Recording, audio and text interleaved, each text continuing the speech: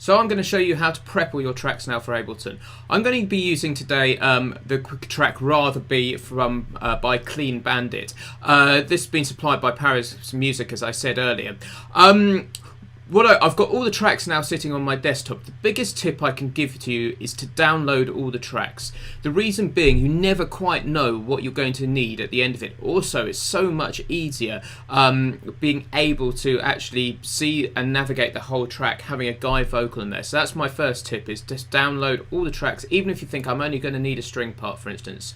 The second one is I'm going to actually is to name the tracks as well. Thankfully, this is already done for me. The guys there have done that. So you can see here, sitting on my desktop, I have all the WAV files sitting there, named there. So all I'm going to do is I'm going to take these and I'm going to drag them into the session, the arrange view even of Ableton. Okay, that's the more linear view, which looks a bit more like Logic, etc. So I'm going to grab all of those. Okay, select them all, and then I'm just going to pull them across like this. Okay, now they always go out. They always come in horizontally. So, but if you press Command, they'll stack like this and create new audio tracks in the process. So let that one go, and they will all import like this. Okay, they will take a couple of seconds to come in like this. You get this nice multicolored effect as well. So as you can see, you've now got all the tracks now. The next thing to do, I find really useful, is now to label up all the actual Ableton tracks here at the right hand side. It's really easy because actually in the audio stems you can see the name there. It's tempting to skip this just to go through a bit quicker, but later on down the line this really does actually speed things up, having the track names there.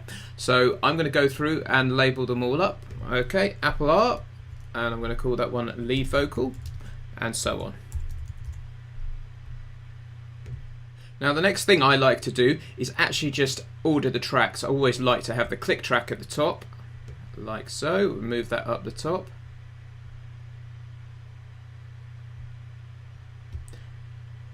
And then it's up to you how you stack them from now on, but I tend to stack with the drums, the bass, the guitar, build the band up that way with BVs and vocals at the end.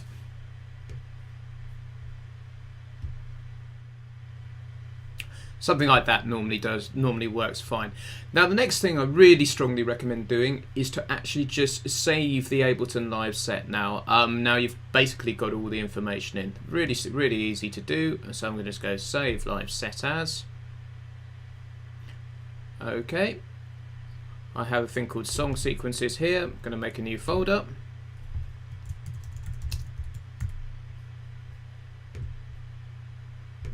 Call it Rather Be.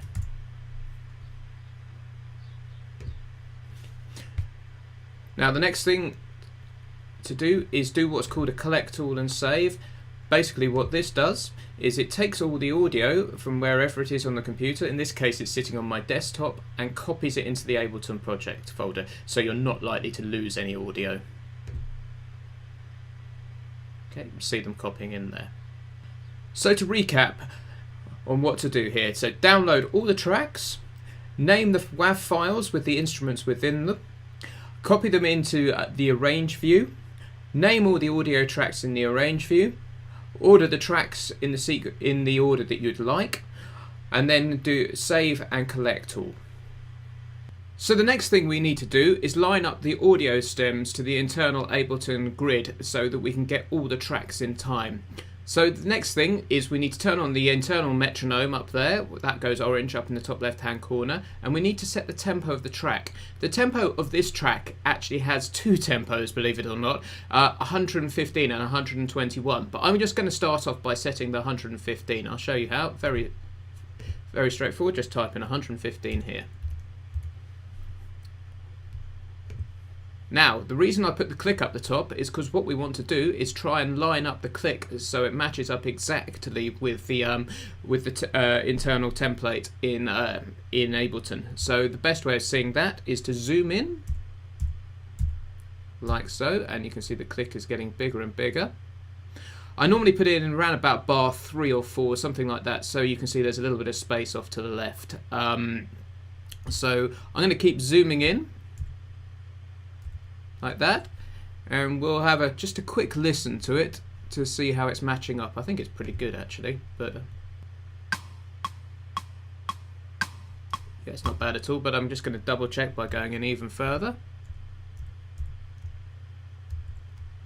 As you can see, as we really zoom in, it is slightly out. So how we deal with this is we select all the tracks, we find one of the stems where the beat is, like that. That's absolutely fine, and literally just shift it off to the left, like so. Literally just notched it a tiny bit. Okay. And so we will have a listen to that again.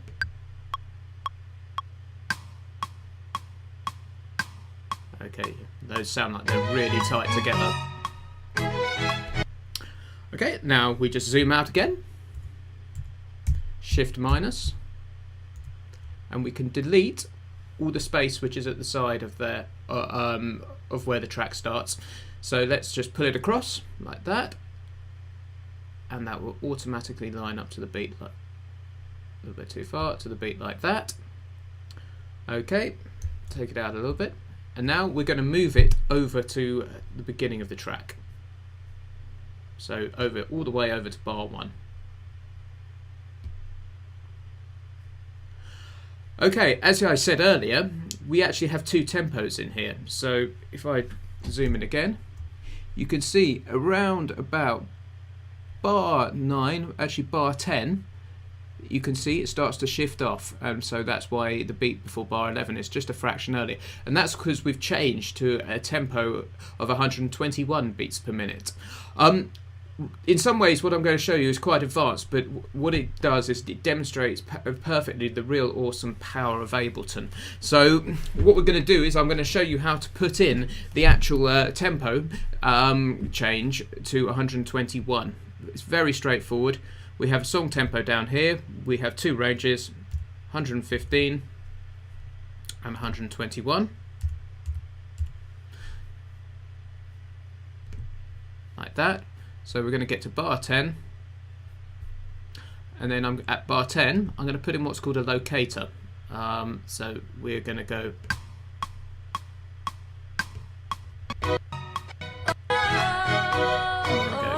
set up at the top.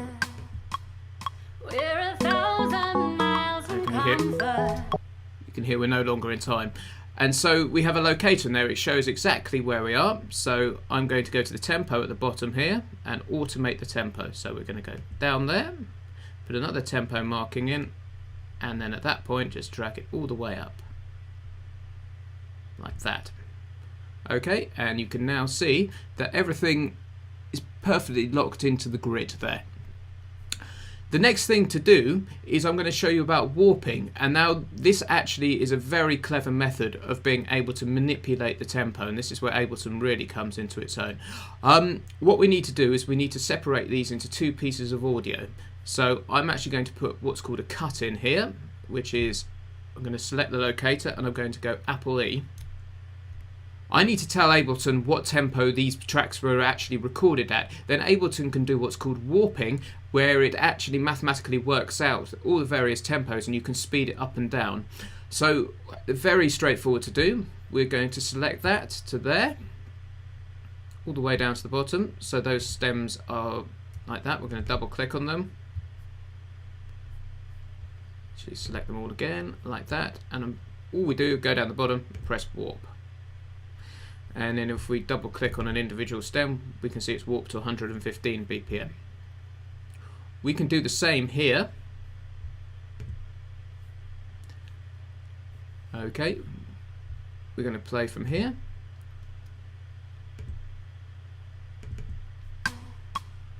We're 1,000 miles from comfort.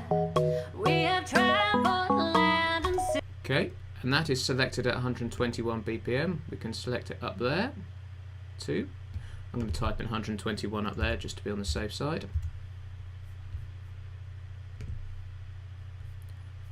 And then just exactly the same process again.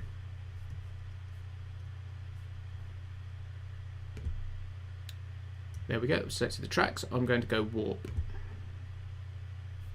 like so. And so if I double click on those, you can see these are warped to 121 BPM.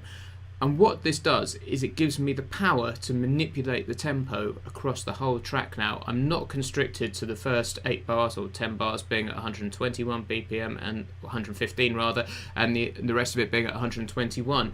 I will show you this now. I'm going to start playing from here. So let's just try speeding it up. So the track is now at 140. We can do the same for the introduction as well.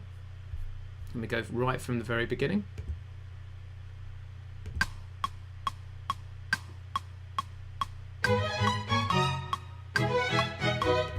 Possibly a bit fast, but what this does is it gives you the chance to manipulate the tempo actually live on a gig. So if you decide you wanted a couple of BPM faster or slower, you actually aren't constricted to where the track was originally recorded. So to recap, what we've done here is we've set the tempo to 115. We've lined up the audio stems with the internal Ableton template. We put a cut point in. And then we've warped the tracks to 2 different tempos, 115 BPM and 121 BPM. That means we can then manipulate the tempo. The first thing I will show you how to do is how to put the markers in. We already did this in the previous video, but I'll just show you again. Very straightforward. So what I'm going to do is I'm going to actually start playing from this marker here. So I'm just going to press play and set Ableton playing. And then literally drop markers in by hitting the set marker button over here. So a little tip, you can just go to any markers that you've already got in there and it will set it going.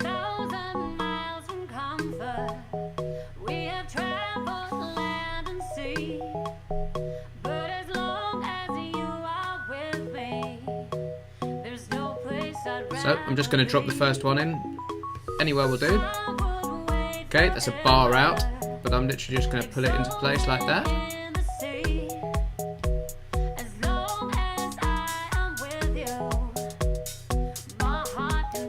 Drop another one.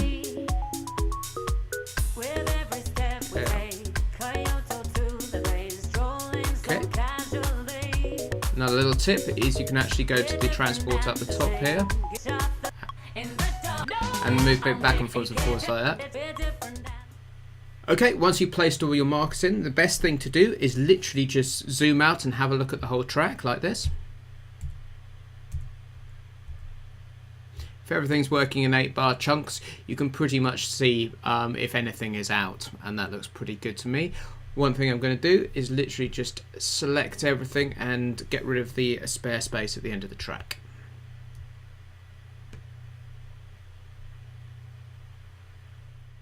Like that, so that's now all nice and tidy. Okay, now how to create the MIDI count track, or the count track which musicians listen to through their in-ears. So what I have done is I actually have these already set up here. If I go up to my side, if I go into the Finder area, I have here what is a thing called MIDI count clips. Okay, and these are a set of preset commands which I've already recorded. If you're interested, I can actually go through in detail about how to create these, but I'm just going to show you how straightforward it is to drag these in.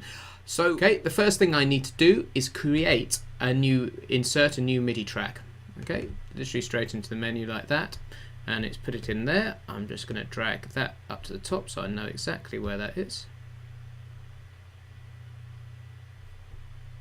Let's try again. And I'm going to call this MIDI count track.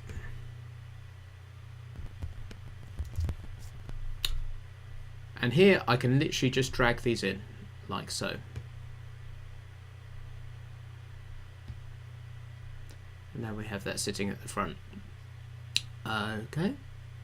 And what that's done is it's brought up the samples down here, which I recorded at another time. I recorded a few months ago. And so literally we can go in and put in all the different sections here. So let me find a verse. Okay, so I'm just going to put that in there.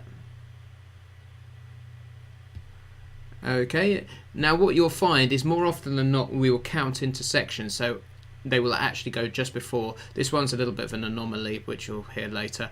It might be worth mentioning at this point, I'm actually referring back to the original paper chart that I've got in front of me. One thing you could do is actually just label up all the markers. Very straightforward to do if you wanted to do that. So I'm going to show you that this one here is a pre-chorus. So we literally just select it, go Apple R, and you could go pre-chorus like so.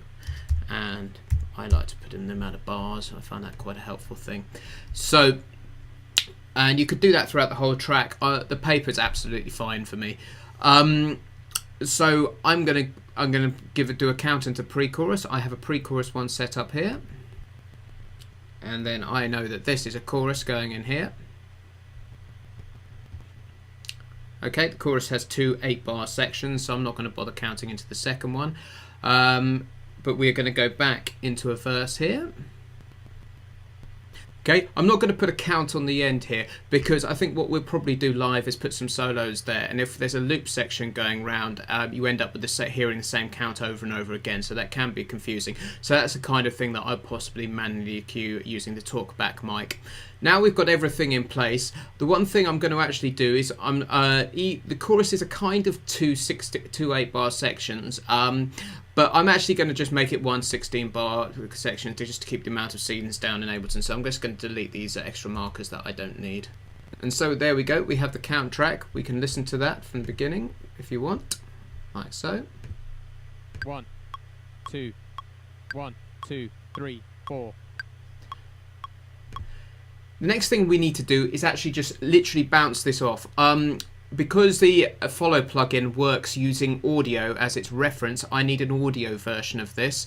So very straightforward to do. I'm literally going to export it. Because of the tempo change that I mentioned in the previous one, I'm actually going to export it as 2 pieces of audio. I think that's a simpler way to do it. So very easy to do is go up to export. And I know that the first section where up until where the tempo change happens is 10 bars. Like that. And then I'm literally going to just select the track I want to do, and let me just find it. It is called Metronome Counts Rack there. Okay, and we're just going to export that. So I'm going to call that Counts Part 1. And then I'll do the second part, which starts from bar 10. Okay, now what we need to do is we just need to create a new audio track. So we're going to go there, Apple T. And so we have the audio track there, and I'm going to call this counts. Like that. I'm just going to literally duck onto the desktop and drag these in. Okay, here goes, dragging the first part. Okay, and then dragging the second part like so. Okay, so you can see that the actual audio is very similar to what the MIDI information says. One last thing that I've just realised I've forgotten to do is I'm going to put one more locator in there just so we can create our own count scene, and we're going to drop that in at bar 3.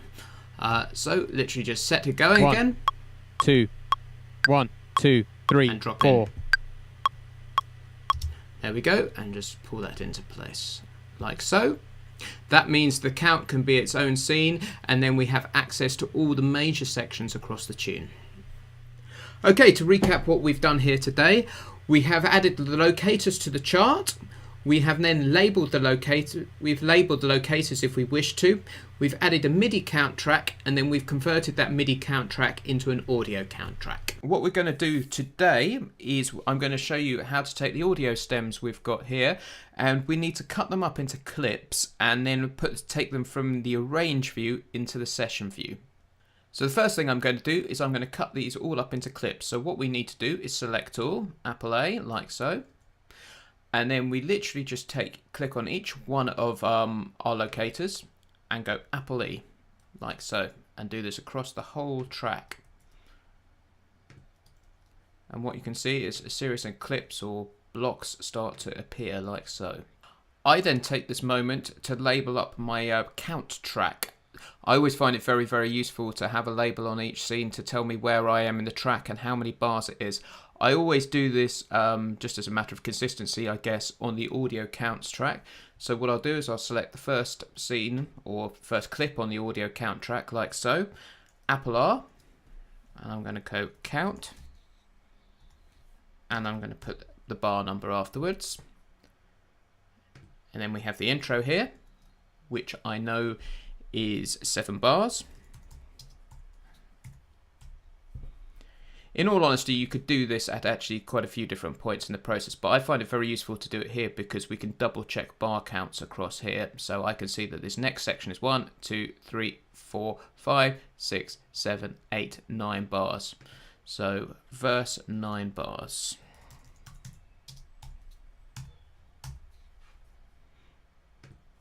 Then we do this across the whole track. I know the next one is 8. And when this is done, you can see we have the structure over the top here and the bar count also with it. So this is the point where we take our clips from the arrange view into the session view.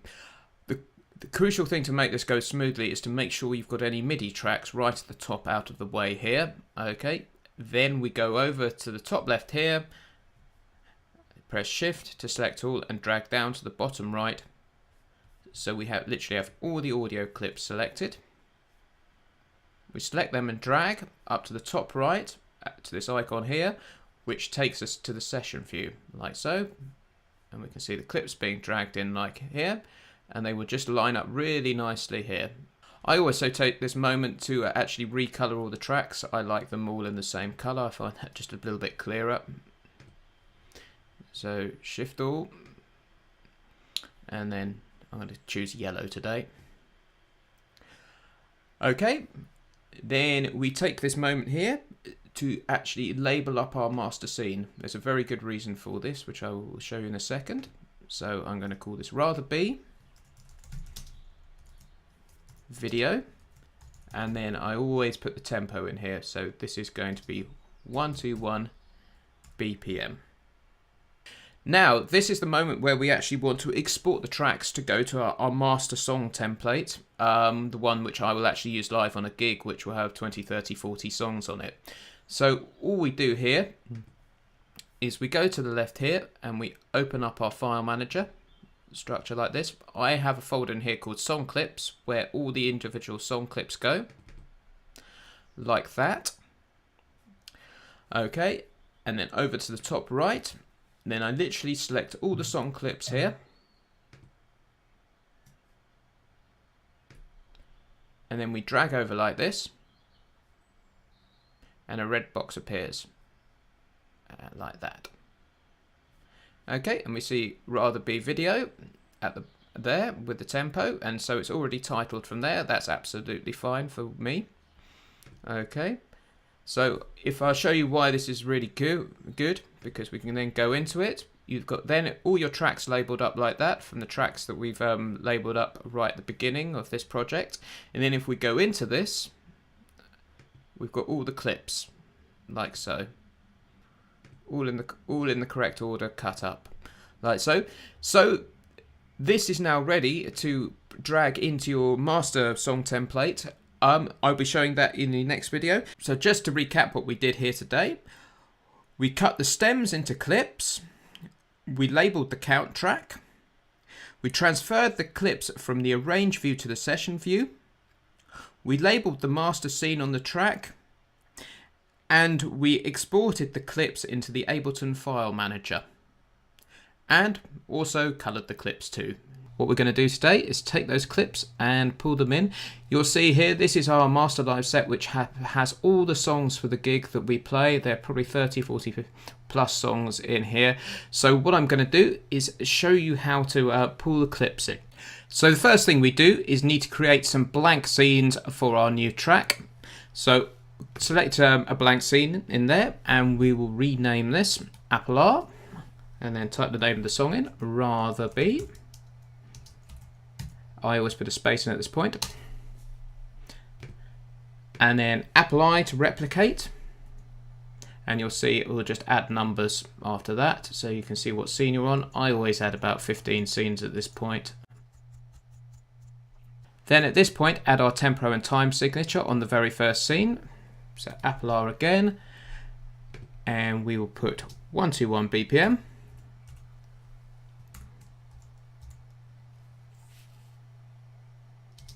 And 4/4. The next thing is to drag in the clips that we want to use. So let's go over to our file manager over here, and then into the song clips folder we made, and then down to Rather Be Video, and open that out, and then you can see all the tracks that we've used here.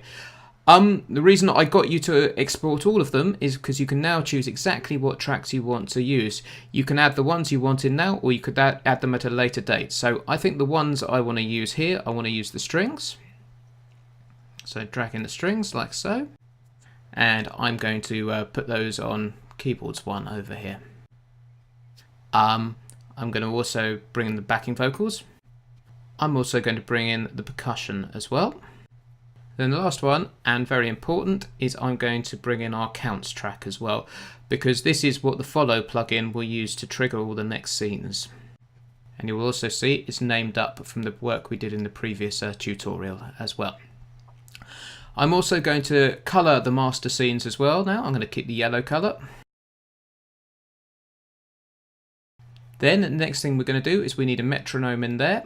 I always use an external metronome channel here because I find it's got much more routing flexibility rather than the internal one that comes with Ableton. So I'm just going to copy a bunch of scenes from a previous track.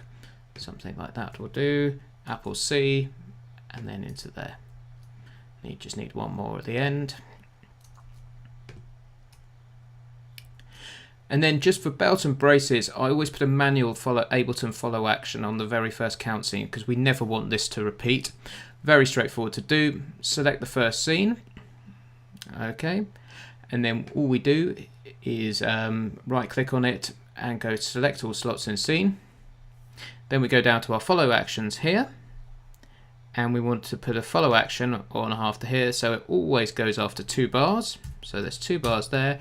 And then after 2 bars, we want it to go to the next set of clips. Now our clips are ready. At this point, I normally copy it and paste it into where I want into the set. I'll just show you how to do this. So literally copy the scenes like that on the right hand master scene list and go Apple X or Command X. That will delete them. And then I think we're going to do it further somewhere near the start of the set, and I'm going to put it in there just before Don't You Worry Child. Select Don't You Worry Child, Apple V, and you can see those scenes are copied in there. Now this is the point where we want to set our follow actions. So all we really want to do with this actually is on the last scene we wanted to stop the internal metronome, and then we want it to queue up the next track. I'll show you how this works. So take our count cue like so, because this is where the follow plugin is working. Go into our clip envelopes, and the follow actions we want to use. So we select follow action there, and we are going to take this up to cue next. And then we're going to add another follow action as well here, and this is on the transport. So at the end it stops it. Stop transport on. I'll demonstrate how this works to you now. I'm going to play it from the start. 1, 2, 1, 2, 3, 4.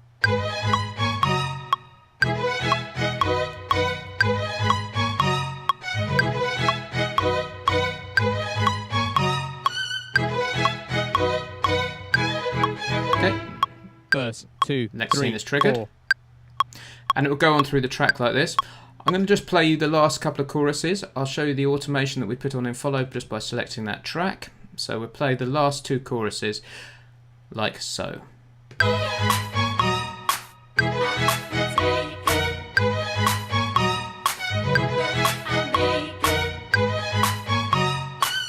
the next scene will trigger at the end of this 8.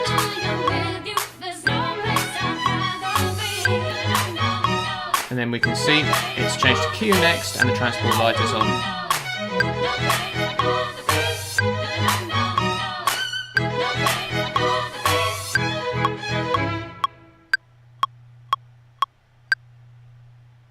And then you can see the next track is all queued up and ready to go, so all I have to do is hit the go button on the floor, like so, and we can go into the next track. 1, 2, 1, 2, 3, 4. And that's how I basically run the whole set on using one foot pedal on the floor. It makes things greatly simpler. So the last thing I do now, just as a bit of a belt and braces, is do a collect all and save. So we will go up to the top here and collect all and save, and it will just bring in any media which doesn't happen to be in the live set already, like so. It's a good thing to do every so often. Another question I've had from people on here is, how do I actually navigate around the set? If I need to jump songs or anything like that, I've actually found that the simplest way to do this is to use the trackpad on the laptop. I've got it sitting on a quick lock stand on the gig, so when I'm standing up playing the bass, it's at arm height. And then I either use the down and up arrows, like so. I'm actually going up and down on the keyboard. You can do that very precisely. But if I need to actually fly around the set, I just use the trackpad, and the color coding really helps. I always know roughly where every tune is. One thing I do with the guys' set list is we only ever go forward in the set. That's another great tip. So, just to go over what we've done today, we've named the scenes, we've added the tempo and the time signatures, we've dragged in the clips from the file manager, we've colored the scenes, we've copied in the metronome clicks, we've copied and pasted the song as a whole into the right place in the set, and we've set our follow actions. Now we're ready to do the gig.